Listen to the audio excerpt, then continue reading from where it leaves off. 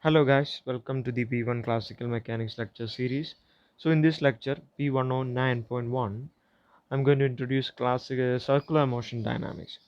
So what is a circular motion is something that we have defined and described in P107 lecture series, right? So we have discussed all that in P107. Now our time comes to the application of Newton's laws, right, which we have learned in 108, and applying that principles into circular motion. That's the circular motion dynamics. So this is a circular motion dynamics lecture. Okay, so what is a dynamics? So how can you use that information, right?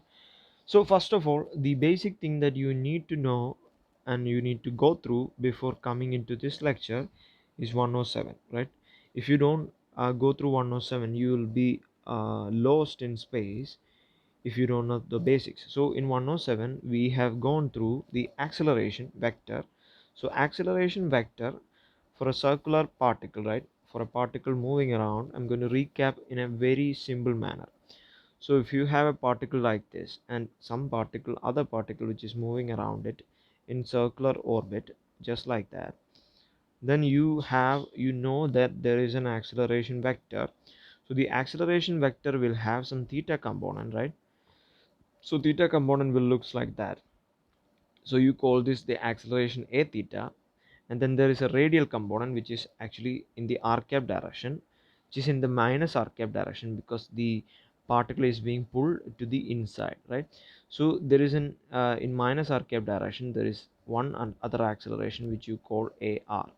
So two components are there for the acceleration, right? Basic understanding. So a can be written as the vector a can be written as a additive sum of ar in the r cap direction plus a theta in the theta cap direction, right? Very simple. Now ar was, okay, the component ar was equal to some r times d theta by dt the whole square in the minus r cap direction, right? So in the minus r cap direction, okay, radial component. And then there was a theta, right? A theta was equal to what uh, r times d square theta by dt square in the theta cap direction. So the two components. So d theta by dt is called what d theta by dt is the time rate of change of theta, right? So that is called angular velocity, right? So you call that r, so this is minus r omega square in the r cap direction, and this is what r times d square theta by dt square is d theta by dt is angular velocity. So then the second derivative of the theta will be angular acceleration. So that is angular acceleration r alpha in the theta cap direction. So these are the two things, one single thing that we have gone through in the lecture 107. Now I'm going to use this. I'm going to use this in such a way that we will benefit and we can calculate what is the gravitational what say the time period of moon. Okay, what is the time period of moon? That's the point of concern here. And so you know that the moon is rotating around the earth, right? So if you have the earth surface just like that and there is a moon, right? Moon is rotating around the earth in a circular, perfectly, almost perfectly circular orbit, which you know. So this is the case here, and we know that there is a force of gravitational force acting between the two, right? The gravitational force, and due to rotation there is acceleration in the radial direction, right, towards the inside, right, in the r cap direction or minus r cap direction.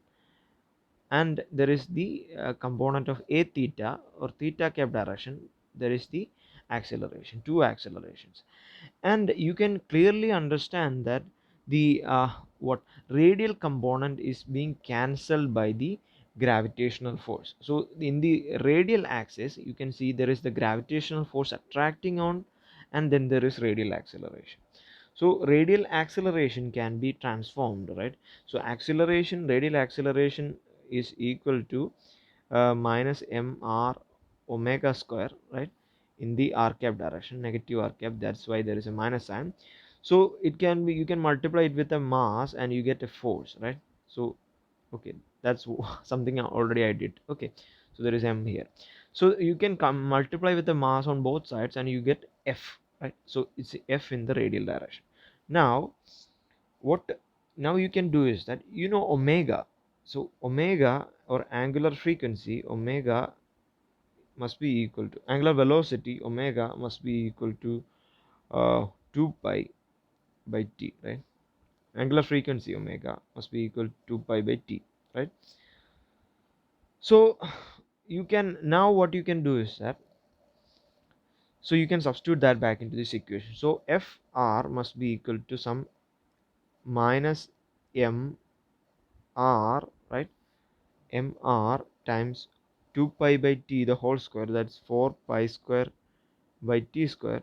So that is in the r cap, negative r cap, that's why there is a minus sign again. So you can do that. So you if you substitute that and then you equate it with the gravitational force, f gravity, right?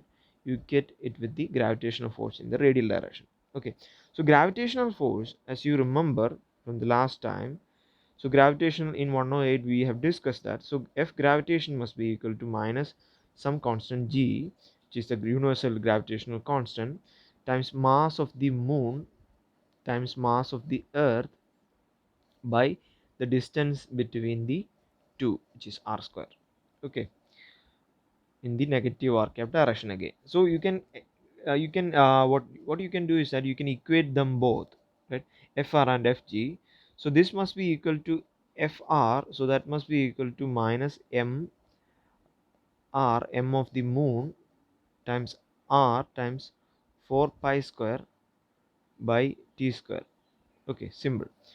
So if you do that, now you can you can cancel out the minus signs from both sides. The m of the moon will cancel each other. Okay, just like that. So what you get is t must be equal to square root of, because it's t square, right? I'm taking it to the left side, t, and you get 4 pi square, okay, r cube, right? R cube by g m of earth. Okay, you get that. So that's the time period of the oscillation, the circular motion of moon, right, around the earth. It rotates, that's the time period. Okay, so if you look here, you can see that it doesn't depend upon the mass of the moon. So it is independent of the mass of the moon. Mass of the moon is not in the equation, so we will come back to that. Okay, just a moment afterwards. Why is it so? Okay, why is it relevant? Okay, that's a very important point. I think it's the most important point in this lecture. Okay, so now you can do is that, what you can do is that you can substitute back those equations, right? So t must be equal to, substitute the values here. So you can clearly see it's 4 pi square times r cube. What is the distance between earth and the moon? Okay, center of the earth and to the moon. So that is actually, you can look it up, it's 3 times 8, 3.8. Okay, 3.8 times 10 to the power 8. Okay, so that's the distance from earth to the moon. Okay, it's out there, you can look it up. And the r cube, so it's a cube. Okay, divided by the gravitational constant g is equal to 6.67 times 10 to the power minus 11. Okay, 11 with some crazy units, times mass of the earth is approximately around 5.9 times 10 to the power 24 kilograms. So that's the values right there. And if you take out a calculator and you do this, and you get a time period which is equal to some 2.35 times 10 to the power 6 seconds.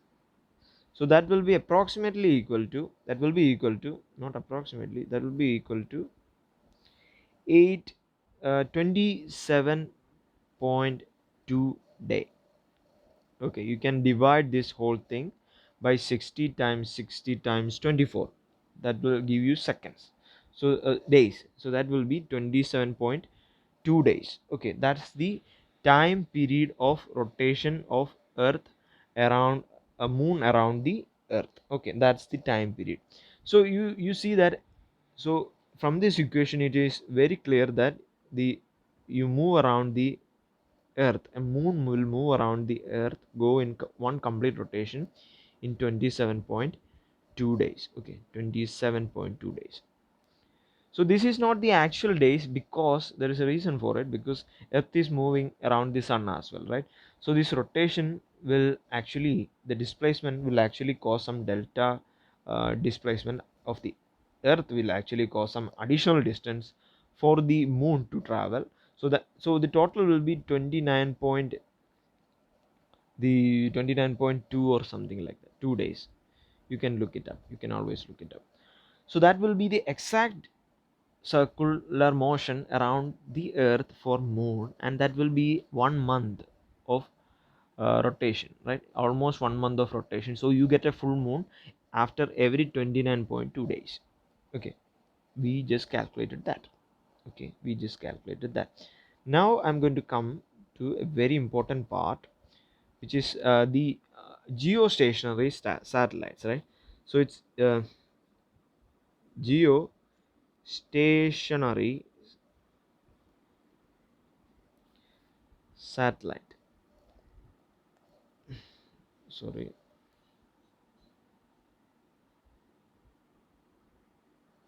Okay, so geostationary satellites are something that is rotating around the earth, right? If you have the earth over here, and geostationary satellite is a small satellite or something big that is rotating around the earth in a circular path, right, with following the exact location on the surface of the earth. So it will be the same, after some time it will be following the same place, right? This place will be tracked down to this place, and that's why it's called geostationary. Okay, that's geostationary if you don't know. So a time period of geostationary satellite, what should be the time period of oscillation? So time period of oscillation must be equal to, almost equal to, some 23 hours 56 minutes and some 4 seconds, right? So if that's the case, then you can say that it is a geostationary satellite. So this will amount to approximately 861.64 seconds. Okay, so that will be the total time of rotation, time period of rotation around the earth. Now the mass of the earth we know is 5.9 to 10 raised to 24. So if I need to write it down, so it's approximately equal to 5.9 into 10 raised to minus 24 kilograms. We have done that earlier. Okay, and the radius of the earth is 6.37 times 10 to the power 6 meters, right?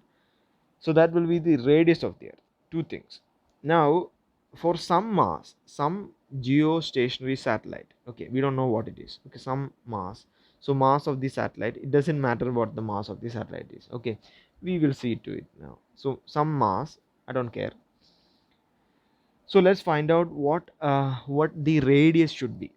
Okay, what is the radius for a geostationary satellite? What should be the radius, permanent radius? Okay, that's the very crucial thing. So you can if equate that F gravitation must be equal to F of r, radial orbital as force, right? Orbit radial force of the orbital, which is m times ar, right?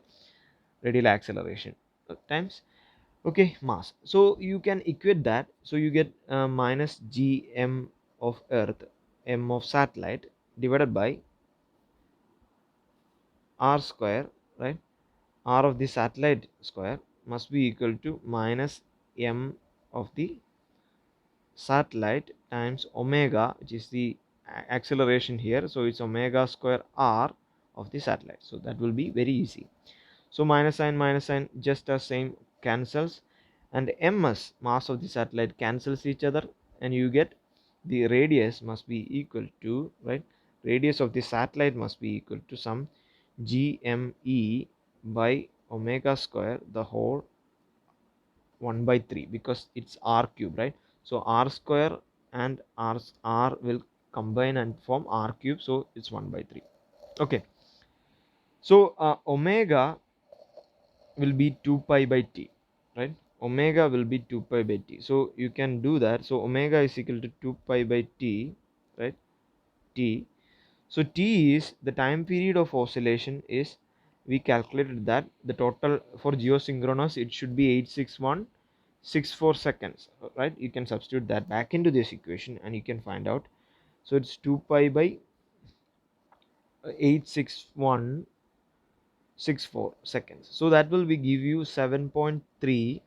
Use a calculator, times 10 to the power minus 5 seconds, second inverse. Okay, because it's omega, which is angular frequency, so that is 1 by second. Okay, so that's it. Now let's substitute the value of omega into this equation. So rs will be some gs, which is equal to, going to do this here, so this is equal to, okay, do this here anyways. So rs must be equal to some g, which is 6.67 times 10 to the power minus 11 times mass of the earth, which is 5.9 times 10 to the power 24, divided by 7.3 times 10 to the power minus 5, the whole is to 1 by 3, right? So that's the radius required. So that will account for, the radius will give you 4.22, right? 4.22 times 10 to the power 10 to the power 7 meters. Okay, 7 meters. So that will be the radius. Okay, what have we found out? So this is actually exactly almost equal to 6.62 times the radius of the earth. Okay, so it's almost 6 times, 6.5 times bigger than the radius of the earth. So what do we found out? So this, what we found out here is, for a satellite, right, a geosynchronous satellite rotating around the earth, right, earth, just like that, to keep track of the surface, like just like that, it must be, doesn't matter what the mass is, right? If you look back, you can see that in the equation there is no dependence of the mass, right? Mass of the satellite doesn't matter, this is the radius.